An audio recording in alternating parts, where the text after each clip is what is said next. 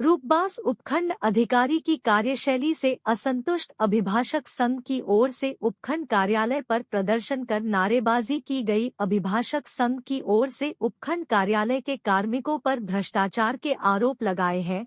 वहीं उपखंड अधिकारी बाबूलाल ने इन सभी आरोपों को नकारते हुए सिरे से खारिज किया है।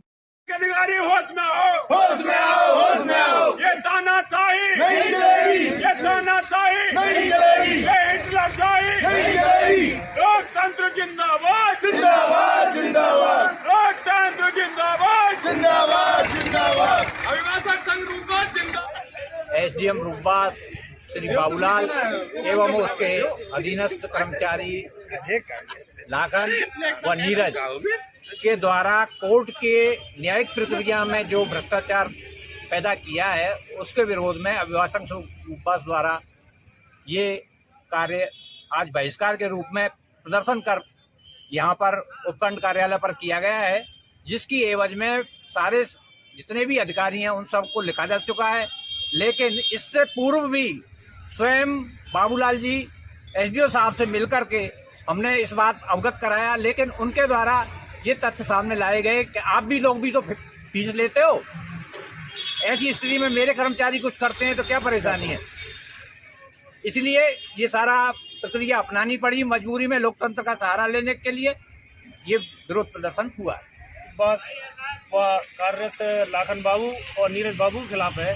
इन लोगों ने यहाँ पर भ्रष्टाचार कर रखा है, पूरी तरह ना तो किसी काम करते हैं और वकीलों की अनुपस्थिति में सारे वकीलों के कार्य को ये लोग कर रहे हैं।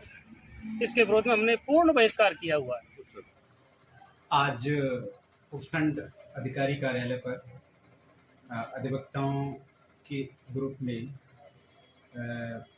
राजस्व न्यायालय की कार्यप्रणाली को लेकर के कुछ रोष और विरोध जताया है, जिसमें कोर्ट के कार्मिकों को भ्रष्टाचार करने, अभद्र व्यवहार करने और दूसरे अन्य कई प्रकार के आरोप लगाए हैं। मैं अभिभाषक संघ द्वारा ये जो आरोप लगाए हैं उनको पूरी तरीके से नकारता हूँ। ये सभी आरोप निराधार हैं। राजस्व न्यायालय अपना कार्यप्रणाली पूरी पारदर्शिता के साथ करता है और सभी अभिभाषकों के साथ सम्मान के साथ व्यवहार किया जाता है। किसी भी तरह का कभी भी किसी के साथ अभद्रता नहीं की गई है। भ्रष्टाचार जैसे गंभीर आरोप एकदम बेबुनियाद हैं।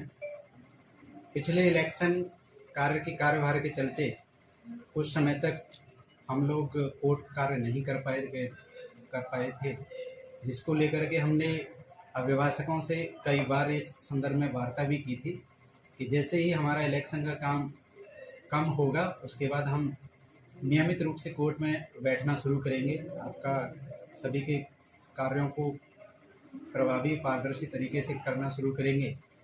और पिछले 2 दिन से मैं कोर्ट में बैठ रहा हूँ, अपना कार्य कर रहे हैं। हाँ, कुछ अभिभाषकों की स्टे को लेकर के नाराज़गी है कि उन्हें स्टे नहीं दिया गया है, लेकिन राजस्व न्यायालय जो भी अभिभाषकों के सभी के पक्ष को सुन करके स्टे देने के कार्य पर अपना विचार करता है। ऐसा नहीं है कि हम स्टे देने के विरोधी हैं, लेकिन न्याय संगत और जहां उचित कोर्ट को उचित प्रतीत होता है वहां स्टे भी दिए जा रहे हैं। और जहां न्यायालय को लगता है कि ये स्टे किसी आधार पर नहीं दिया जा सकता या न्याय संगत नहीं है या हमें दूसरे पक्ष को सुनना जरूरी लगता है, वहाँ हम एक पक्षीय और स्टे देने से थोड़ा सा बचते हैं कि दूसरे पक्ष को सुन कर के ही स्टे दिए जाए, ताकि किसी भी तरह के अन्याय से बचा जा सके। अभिभाषक संघ के द्वारा जो विरोध दर्ज किया गया है, आरोप लगाए गए हैं, उपखंड अधिकारी होने के नाते मैं उन सभी आरोपों को सिरे से और निराधार होने के चलते पूरी तरह से नकारता हूँ। राजस्व न्यायालय अपने सभी कार्य प्रभावी तरीके से, पारदर्शी तरीके से कर रहा है।